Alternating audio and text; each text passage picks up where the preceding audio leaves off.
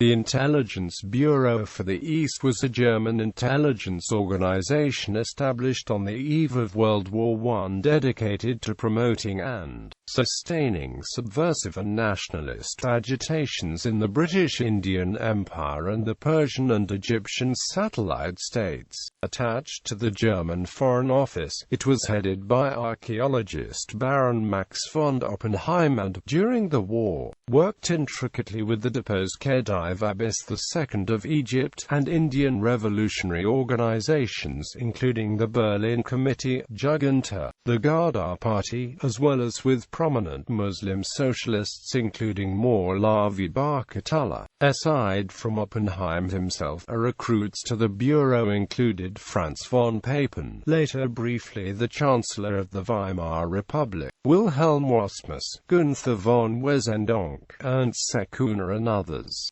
Oppenheim was replaced in 1915 by Schabinger von Schowingen, and later in 1916 by Eugen Mittwoch, internationally the most respected and prestigious German orientalist, who recruited more liberal and cosmopolitan people for the Nachrichtenstelle such as Friedrich Schrader, his Swiss associate Max Rudolf Kaufmann of the young Nahum Goldmann. In its initial period, the Bureau was intricately involved in almost all the events that ultimately came to be called the Hindu-German conspiracy, including the Annie Larsen plot, Ghadar conspiracy, Siam-Burma plan, attempts in Bengal, as well as other lesser-known plots in the Near East, including of the western borders of British India and in Afghanistan. In addition to its subversive campaigns against British possessions in India, it also attempted to instigate instability in British possessions in the Muslims in India as well as around the world in the Middle East and in Egypt. It was involved in early Turkish plans for war and the Caliph's decision to declare jihad. The Bureau was involved in intelligence and subversive missions to Persia and to Afghanistan, and also attempted, along with the Berlin Committee, to recruit Indian soldiers in Mesopotamia.